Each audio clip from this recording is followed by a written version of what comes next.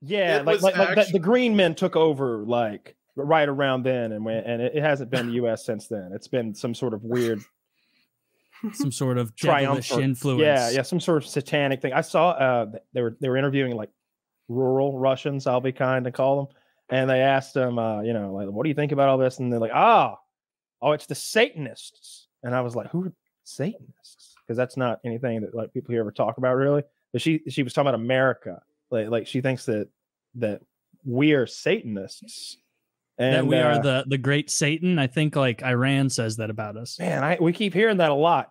Are we sure it's not true? Like 100% that we're not the devil? Are we the bad guys? Yeah, we certainly are sometimes. We're not the we're definitely not the great guys. Okay, we can agree on that. Like we're as good as we feel like being, I guess. Or I feel like we're the good guys in this thing now, supplying the Ukrainians and fighting the good fight. That just seems like a good guys versus bad guys thing until you look at that agreement that they came to back when it was East Germany and West Germany, and we promised that NATO wouldn't go an inch further to the east. And at that time, like NATO was in the middle of Germany, right? Mm-hmm. And now we're trying to make NATO like touching the Russian border, right? So like, we agreed to that, and we kept breaking our like word year after year as we put a country after country into the UN. Yeah, but the US doesn't have to keep its word if it's the strongest country on the planet. Like who's gonna? And we're the good guys. And we're always the good guys. And we're good liars. The news has I hear they're all crazy Satanists. We're fine.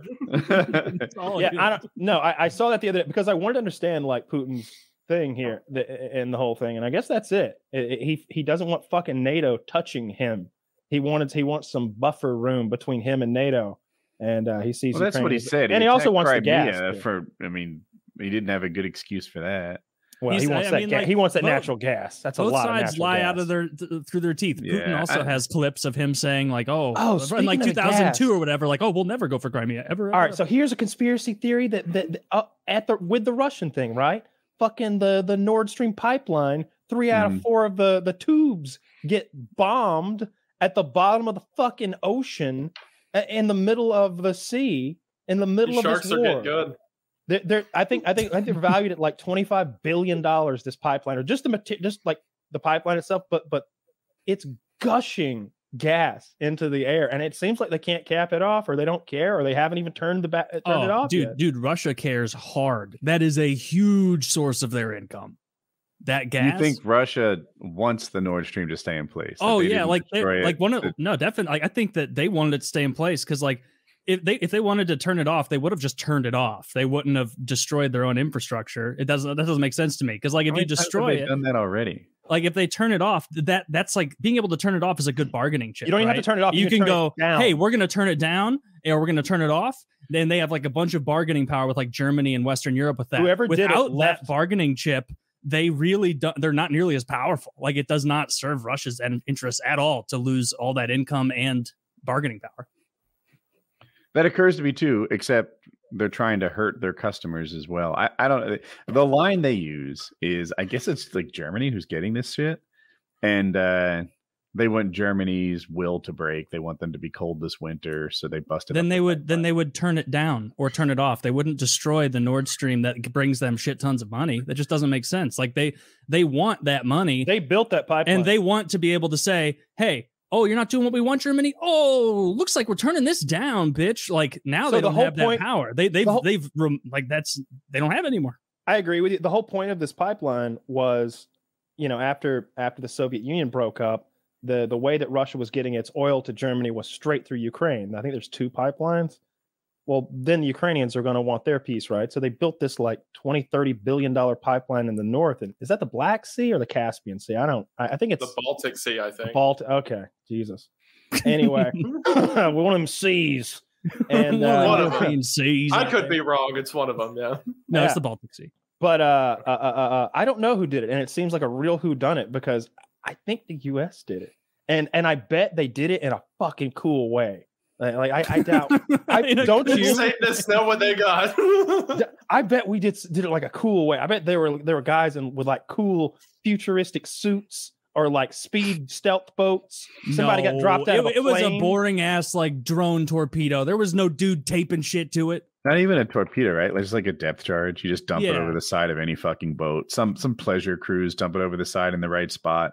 It sinks to the bottom and it breaks the pipeline. Yeah, notoriously not cool compared to a guy putting on a bunch of and having like one of those shark blades that shoots out air and like going down there. I think y'all are underplaying how difficult it is to destroy a $30 billion a natural gas pipeline at the bottom. I think of the sea. Depth charge right next to the pipeline. Pretty big charge. What's what depth charges do? Based on what I say. Then what do they do? Don't depth charges blow up next to things and hurt them? Yeah, I thought. Well, submarines. I think they're meant for like submarines that are like going to bump into them, right? Or like they go off at a certain depth. No, dude. So water doesn't compress. So if I expand it nearby, it's almost like hitting you directly because you press on water and you press on the sub, and all I need to do is blow up somewhere near the sub, and the water pushes. It's just almost certain. All right. So let's realistically say that we're going to destroy this pipeline, and we're the United States government. We have all the means in the world. You'd use a depth. We're not going to use something that's meant for like anti-submarine warfare. That like, what if we don't? What if it doesn't work? What if we don't turn it just right? We got to hit it in this thing in 3 different places, all separated. So we're going to we need 3 very specific boats with very specific mines. Why don't we send a guy down there with some plastic explosive and like make sure he cuts a little hole in it? I mean, I like the idea of James Bond with a spear fishing gun doing it himself. That's what they did. I guarantee they sent James Bond down there with a spear fishing gun. Maybe we have the Shark Man. At the beginning, we thought it was the Russians. Maybe we have them. Yeah. Now it's making sense. now see, like it would be Operation Walrus Man on that part of the hemisphere.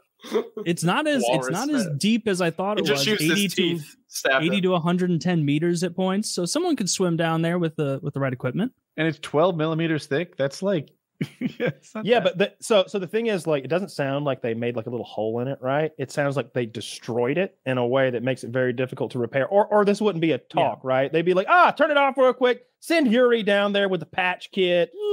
Yeah, we're good. Yeah, but it's not. What is that fucking tape that stops leaks? Flex tape, right?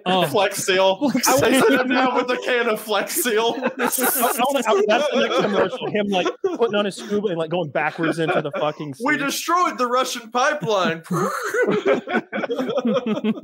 No, the whole thing's fascinating. I think there's some real like geopolitical James Bond, Jason Bourne shit going on every day throughout this thing. There are movie plots happening every day. Like I just imagined what it would be like to be like behind those enemy lines in Ukraine right now and want no part of it and be like afraid, like on the run, basically. Like what if you were like released from prison? You cannot go back to Russia, but you don't want to get caught by the Ukrainians because you probably end up back in prison. So you've got to like escape Ukraine somehow. I guarantee there's a guy out there right now trying to do that, living on canned food and sneaking around like it's Tarkov.